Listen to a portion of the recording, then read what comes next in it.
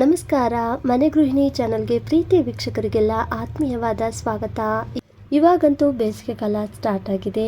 ಈ ಬೇಸಿಗೆಯ ಬಿಸಿಲಿಗೆ ದೇಹಕ್ಕೆ ತಂಪು ಹಾಗೆಯೇ ಬಾಯಿಗೆ ಒಂದೊಳ್ಳೆ ರುಚಿ ಕೊಡುವಂತಹ ಕರ್ಬೂಜ ಹಣ್ಣಿನ ಜ್ಯೂಸ್ ರೆಸಿಪಿ. ಈ ಹೆಲ್ದಿ ಆಗಿರುವಂತಹ ಕರ್ಬೂಜ ಹಣ್ಣನ್ನು ನೀವು 1 ಗ್ಲಾಸ್ ಹಾಗೆ ಕುಡಿದ್ರೂ ಕೂಡ ಸಾಕು. ನಿಮ್ಮ ದೇಹದಲ್ಲಾಗಿರುವಂಥ ದಣಿವು ಅಶಕ್ತಿತನ ಹೊರಟೋಗಿ ದೇಹಕ್ಕೆ ತಕ್ಷಣದ ಶಕ್ತಿಯನ್ನು ಕೊಡುವಂತಹ ಒಂದೊಳ್ಳೆ ರಿಫ್ರೆಶಿಂಗ್ ಬೇಸಿಗೆ ಜ್ಯೂಸ್ ಅಂತ ಹೇಳ್ಬೋದು. ಹೇಗೆ ಮಾಡೋದು ಅಂತ ವಿಡಿಯೋನ ಸ್ಕಿಪ್ ಮಾಡದೆ ಪೂರ್ತಿಯಾಗಿ ನೋಡಿ ಅಂತ ರಿಕ್ವೆಸ್ಟ್ ಮಾಡ್ತಾ, ಹಾಗೆ ವಿಡಿಯೋ ಇಷ್ಟ ಆದರೆ ಒಂದು ಲೈಕ್ ಮಾಡೋದನ್ನು ಮರಿಬೇಡಿ. ಇಲ್ಲಿ ನಾನು 1 ಕರ್ಬೂಜ ಹಣ್ಣನ್ನು ತಗೊಂಡಿದ್ದೀನಿ. ಇವಾಗ ಇದನ್ನು ಕಟ್ ಮಾಡಿ ಇದರಲ್ಲಿರುವಂತಹ ಬೀಜನೆಲ್ಲ ತೆಗೆದು ನಂತರ ಈ ಕರ್ಬೂಜನ ಈ ಸ್ಪೂನಿಂದನೇ ನಾನಿಲ್ಲಿ ಈ ಥರ ಸಣ್ಣದಾಗಿ ಕಟ್ ಮಾಡ್ತಾ ಇದ್ದೀನಿ. ಪೂರ್ತಿಯಾಗಿ ಕಟ್ ಮಾಡಿದಂತಹ ಕರ್ಬೂಜ ಹಣ್ಣನ್ನು ನಾನಿಲ್ಲಿ ಒಂದು ಪ್ಲೇಟಲ್ಲಿ ತೆಗೆದಿಟ್ಕೊಂಡಿದ್ದೀನಿ. ಇದರಲ್ಲಿ 1-2 ರಿಂದ 3 ಸ್ಪೂನ್ ಆಗುವಷ್ಟು ಕರ್ಬೂಜನ ನಾನಿಲ್ಲಿ ಒಂದು ಬಟ್ಲಲ್ಲಿ ತೆಗೆದಿಟ್ಕೊಳ್ತಾ ಇದ್ದೀನಿ. ಇನ್ನುಳಿದ ಕರ್ಬೂಜನ ನಾನಿಲ್ಲಿ ಮಿಕ್ಸರ್ ಜಾರ್ಗೆ ಹಾಕಿ ಪೂರ್ತಿ ಇದನ್ನು ನೈಸಾಗಿ ಗ್ರೈಂಡ್ ಮಾಡಿಕೊಂಡು ತಗೊಳ್ತಾ ಇದ್ದೀನಿ. ಇವಾಗ ನೋಡಿ ಪೂರ್ತಿಯಾಗಿ ಇದನ್ನು ನೈಸಾಗಿ ಗ್ರೈಂಡ್ ಮಾಡ್ಕೊಂಡಿದ್ದಾಗಿದೆ. ಈ ರುಬ್ಬಿರ್ತಕ್ಕಂಥ ಕರ್ಬೂಜ ಜ್ಯೂಸನ್ನು ನಾನಿಲ್ಲಿ ಒಂದು ಪಾತ್ರೆಗೆ ಸೇರಿಸಿ ನಂತರ ಇದನ್ನು ಸ್ವಲ್ಪ ಹೊತ್ತು ಫ್ರಿಜ್ಜಲ್ಲಿಟ್ಟು ತಗೊಳ್ತಾ ಇದ್ದೀನಿ. ಜ್ಯೂಸ್ ಅಂದ್ರೇ ಸ್ವಲ್ಪ ತಣ್ಣಗಿದ್ರೇ ಚೆನ್ನಾಗಿರುತ್ತೆ. ಮುಂದಿನ ಒಂದು ಪ್ರೊಸೀಜರ್ ಮಾಡುವಷ್ಟರಲ್ಲಿ ಇದು ಫ್ರಿಜ್ಜಲ್ಲಿಟ್ಟರೆ ಸ್ವಲ್ಪ ತಣ್ಣಗಾಗುತ್ತೆ. ಈ ಕಡೆ ಇನ್ನೊಂದು ಬಟ್ಲಲ್ಲಿ 1 ಸ್ಪೂನ್ ಆಗುವಷ್ಟು ಚಿಯಾ ಸೀಡ್ಸನ್ನು ತಗೊಂಡಿದ್ದೀನಿ. ಇದಕ್ಕೆ ಸ್ವಲ್ಪ ನೀರು ಹಾಕಿ ಚೆನ್ನಾಗಿ ಇದನ್ನು ಒಂದು ಸತಿ ಮಿಕ್ಸ್ ಮಾಡಿಕೊಂಡು ಇದನ್ನು ಒಂದು 20 ನಿಮಿಷಗಳ ಕಾಲ ನೀವು ನೆನೆಸಿಟ್ರೆ ಸಾಕು. ಇದು ಚೆನ್ನಾಗಿ ಅರಳಿ ಬರುತ್ತೆ. ಜೊತೆಗೆ ಈ ಬಟ್ಲಳತೆಯಲ್ಲಿ 1/4 ಬಟ್ಲಾಗುವಷ್ಟು ಸಾಬುದಾಣಿನ ತಗೊಂಡು ನೀರು ಹಾಕಿ ಇದನ್ನು 4 ಗಂಟೆಗಳ ಕಾಲ ನೆನೆಸಿ ತಗೊಂಡಿದ್ದೀನಿ. ನೋಡಿ ಈ ಥರ ಉದ್ರಾಗಿ ನೆಂದಿದೆ ಚೆನ್ನಾಗಿ. ಒಂದು ವೇಳೆ ಸಾಬುದಾಣಿ ನೆನೆಸಿಲ್ಲ ಅಂದರೂ ಕೂಡ ಪರವಾಗಿಲ್ಲ, ಇದನ್ನು ನೀವು ಸ್ವಲ್ಪ ಸಾಫ್ಟ್ ಆಗೋವರೆಗೂ ನೀರಲ್ಲಿ ಕುದಿಸ್ಕೊಂಡು ಕೂಡ ತಗೊಂಡು ನಡೆಯುತ್ತೆ. ಈ ಕಡೆ ಸ್ಟವ್ನ ಆನ್ ಮಾಡಿ ಒಂದು ಪಾತ್ರೆಗೆ ಸ್ವಲ್ಪ ನೀರು ಹಾಕಿ ಹಾಗೆಯೇ 2.5 ಬಟ್ಲಾಗುವಷ್ಟು ಹಾಲನ್ನು ಸೇರಿಸ್ತಾ ಇದ್ದೀನಿ. ಸರಿಸುಮಾರು ಒಂದು ಅರ್ಧ ಲೀಟ್ರ್ ಆಗುವಷ್ಟು ಹಾಲನ್ನು ತಗೊಂಡ್ರು ಕೂಡ ನಡೆಯುತ್ತೆ. ಸ್ವಲ್ಪ ಹಾಲು ಬಿಸಿ ಆಗ್ತಿದ್ದಂಗೆ ಇಲ್ಲಿ ನೆನೆಸಿರ್ತಕ್ಕಂಥ ಸಾಬುದಾಣಿನ ಸೇರಿಸ್ತಾ ಇದ್ದೀನಿ. ಗ್ಯಾಸ್ ಫ್ಲೇಮನ್ನು ಮೀಡಿಯಂ ಫ್ಲೇಮ್ನಲ್ಲಿಟ್ಟು ಚೆನ್ನಾಗಿ ಇದನ್ನು ಮಿಕ್ಸ್ ಮಾಡ್ಕೊಳ್ತಾ ಕಳಕಳ ಅಂತ ಕುದಿಯೋವರೆಗೂ ಇದನ್ನು ಬಿಡಬೇಕಾಗುತ್ತೆ. ಅಂದರೆ ಸಾಬುದಾಣಿ ಸ್ವಲ್ಪ ಬೆಂದು ಸಾಫ್ಟ್ ಆಗಬೇಕು. ಹಾಗೆಯೇ ಹಾಲು ಕೂಡ ಸ್ವಲ್ಪ ಗಟ್ಟಿಯಾಗಿ ರೆಡಿಯಾಗುತ್ತೆ. ಈ ಸಾಬುದಾಣಿ ಕುದ್ದು ಸ್ವಲ್ಪ ಗಂಜಿ ಅಂಶ ಅನ್ನೋದು ಬಿಡುತ್ತೆ. ಇದನ್ನು ಸ್ವಲ್ಪ ಕುದೀತಾ ಇರಲಿ ಅಷ್ಟರಲ್ಲಿ ಈ ಕಡೆ ನಾನು ಇನ್ನೊಂದು ಬಟ್ಲಲ್ಲಿ 1 ಸ್ಪೂನ್ ಆಗುವಷ್ಟು ಕಸ್ಟರ್ಡ್ ಪೌಡ್ರನ್ನ ಸೇರಿಸಿ ಅದಕ್ಕೆ ಸ್ವಲ್ಪ ಹಾಲು ಹಾಕಿ ಚೆನ್ನಾಗಿ ಗಂಟುಗಳು ಇಲ್ಲದೆ ಇರೋ ಥರ ಇದನ್ನು ಮಿಕ್ಸ್ ಮಾಡಿ ತಗೊಳ್ತಾ ಇದ್ದೀನಿ.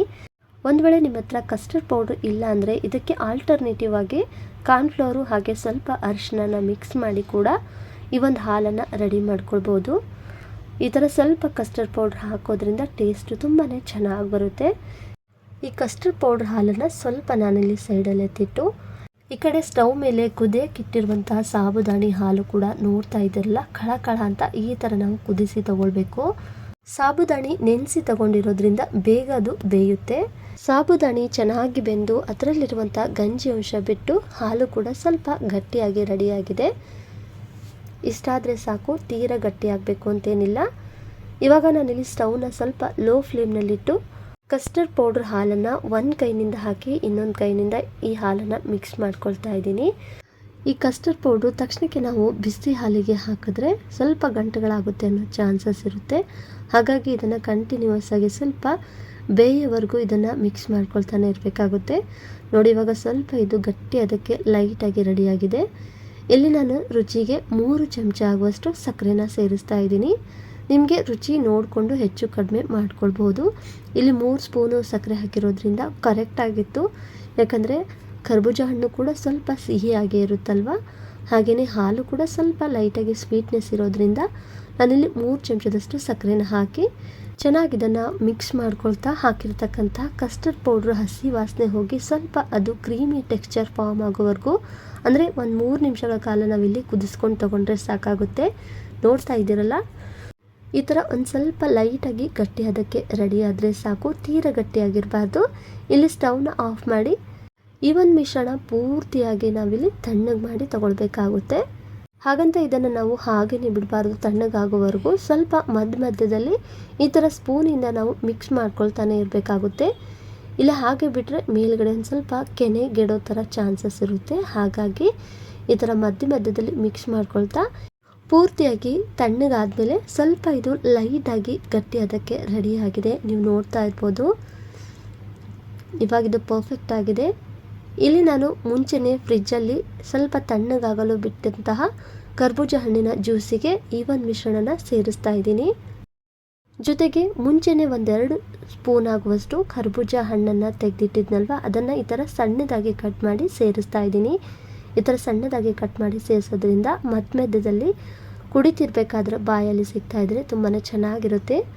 ಹಾಗೆಯೇ ನೆನೆಸಿರ್ತಕ್ಕಂಥ ಚಿಯಾ ಸೀಡ್ಸನ್ನು ಕೂಡ ಹಾಕಿ ಮತ್ತು ಒಂದು ಸ್ವಲ್ಪ ಸಣ್ಣದಾಗಿ ಸ್ಲೈಸ್ ಆಗಿ ಕಟ್ ಮಾಡಿದಂಥ ಬಾದಾಮಿ ಚೂರನ್ನು ಕೂಡ ಸೇರಿಸಿ ಇದೆಲ್ಲವನ್ನು ಕೂಡ ಚೆನ್ನಾಗಿ ಮಿಕ್ಸ್ ಮಾಡಿ ತಗೊಂಡ್ರೆ ಸೂಪರ್ ಹೆಲ್ದಿ ಆಗಿರುವಂತಹ ಕರ್ಬೂಜ ಹಣ್ಣಿನ ಜ್ಯೂಸ್ ರೆಡಿಯಾಗುತ್ತೆ. ಇದನ್ನು ಜ್ಯೂಸ್ ಅನ್ಬೋದು ಅಥವಾ ಮಿಲ್ಕ್ ಶೇಕ್ ಅಂತಾನೂ ಕೂಡ ಹೇಳ್ಬೋದು. ಯಾವುದೇ ಜ್ಯೂಸ್ ಸೆಂಟರಲ್ಲಿ ಮಾಡಿಕೊಡುವಂತಹ ಜ್ಯೂಸ್ಗಿಂತನೂ ಕೂಡ ರುಚಿಯಲ್ಲಿ ಕಡಿಮೆ ಇರೋದಿಲ್ಲ, ಸಖತ್ತಾಗಿರುತ್ತೆ. ಈ ಥರ ಚೆನ್ನಾಗಿ ಒಂದ್ಸತಿ ಮಿಕ್ಸ್ ಮಾಡ್ಕೊಂಡಿದ್ದಾದಮೇಲೆ ಇದನ್ನು ಹಾಗೇನೂ ಕೂಡ ಸರ್ವ್ ಮಾಡ್ಬೋದು. ಇಲ್ಲ ನಿಮಗೆ ಇನ್ನೊಂದು ಸ್ವಲ್ಪ ತಣ್ಣಗೆ ಬೇಕು ಅಂದರೆ ಇದನ್ನು ಸ್ವಲ್ಪ ಹೊತ್ತು ಫ್ರಿಜ್ಜಲ್ಲಿಟ್ಟು ನಂತರ ಇದನ್ನು ನೀವು ಸರ್ವ್ ಮಾಡ್ಬೋದು. ಚಿಲ್ಲಾಗಿ ಚೆನ್ನಾಗಿರುತ್ತೆ.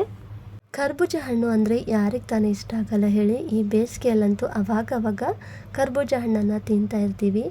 ಸೊ ಒಂದು ಸತಿ ನೀವು ಈ ಥರ ಜ್ಯೂಸನ್ನು ಕೂಡ ಮಾಡ್ಕೊಂಡು ನೋಡಿ, ಪದೇ ಮಾಡಿಕೊಂಡು ಕುಡಿತೀರಾ. ಈ ಹೆಲ್ದಿ ಆಗಿರುವಂತಹ ಕರ್ಬೂಜ ಹಣ್ಣನ್ನು ನೀವು 1 ಗ್ಲಾಸ್ ಹಾಗೆ ಕುಡಿದ್ರೂ ಕೂಡ ಸಾಕು. ನಿಮ್ಮ ದೇಹದಲ್ಲಾಗಿರುವಂಥ ದಣಿವು, ಅಶಕ್ತಿತನ ಹೊರಟೋಗಿ ದೇಹಕ್ಕೆ ತಕ್ಷಣದ ಶಕ್ತಿಯನ್ನು ಕೊಡುವಂತಹ ಒಂದೊಳ್ಳೆ ರಿಫ್ರೆಶಿಂಗ್ ಬೇಸಿಗೆ ಜ್ಯೂಸ್ ಅಂತ ಹೇಳ್ಬೋದು. ಮತ್ತು ಸ್ನೇಹಿತರೆ, ಈ ರೆಸಿಪಿ ನಿಮಗೆ ಹೇಗೆ ಅನ್ನಿಸ್ತು ಅಂತ ಕಮೆಂಟಲ್ಲಿ ತಿಳಿಸಿ. ವಿಡಿಯೋ ಇಷ್ಟ ಆದರೆ ಒಂದು ಲೈಕ್ ಮಾಡಿ, ಶೇರ್ ಮಾಡಿ ನಿಮ್ಮ ಫ್ರೆಂಡ್ಸ್ ಆ್ಯಂಡ್ ಫ್ಯಾಮಿಲಿ ಜೊತೆಗೆ. ಹಾಗೆಯೇ ಮನೆ ಗೃಹಿಣಿ ಚಾನಲ್ನ ಕೂಡ ಸಬ್ಸ್ಕ್ರೈಬ್ ಮಾಡಿಕೊಂಡು ಸಪೋರ್ಟ್ ಮಾಡಿ ಅಂತ ಹೇಳ್ತಾ ಈ ರೆಸಿಪಿ ವಿಡಿಯೋ ನೋಡಿದ ಎಲ್ಲರಿಗೂ ಧನ್ಯವಾದಗಳು.